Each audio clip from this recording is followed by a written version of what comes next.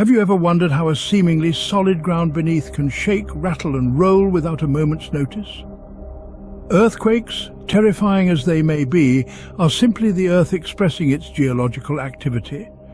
Now picture the Earth's crust as a colossal jigsaw puzzle. Instead of a single unbroken mass, it's composed of numerous pieces known as tectonic plates. These plates aren't stationary, rather, they're always on the move, albeit at a pace slower than a snail's crawl. Now, imagine what happens when these colossal pieces collide, pull apart or slide past each other. The energy that's built up and then suddenly released causes the ground to shake. That's what we know as an earthquake. It's a bit like releasing a tightly coiled spring. The energy has to go somewhere, and unfortunately, it often goes into shaking our world. So, the shaking of the ground we feel is not arbitrary, but a result of the Earth's continuous geological activity. But what makes an earthquake dangerous? Is it the shaking itself? You might think so, but there's more to it than that. The shaking, though definitely hazardous, is only a part of the overall danger. Indeed, it's the aftermath of an earthquake that often brings about the most devastation. Imagine a building, worn and weary, that just can't withstand the violent tremors. It collapses, turning into a pile of rubble within moments.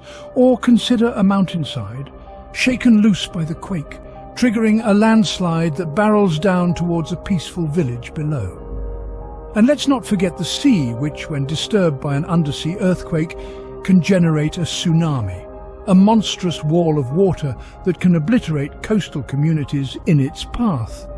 These secondary effects, these catastrophic chain reactions triggered by the initial shaking, they are usually what cause the most harm and loss of life during earthquakes.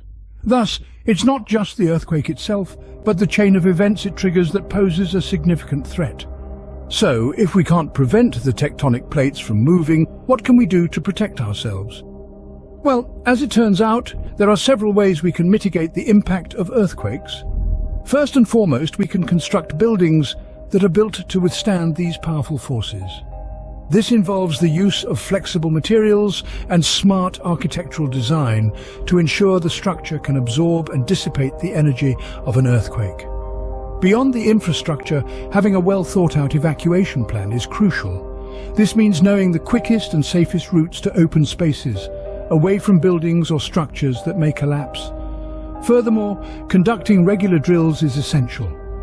These drills ingrain the necessary steps into our minds, helping everyone know exactly what to do when the ground starts shaking. Remember, preparation is key. It's not about if an earthquake will happen, but when.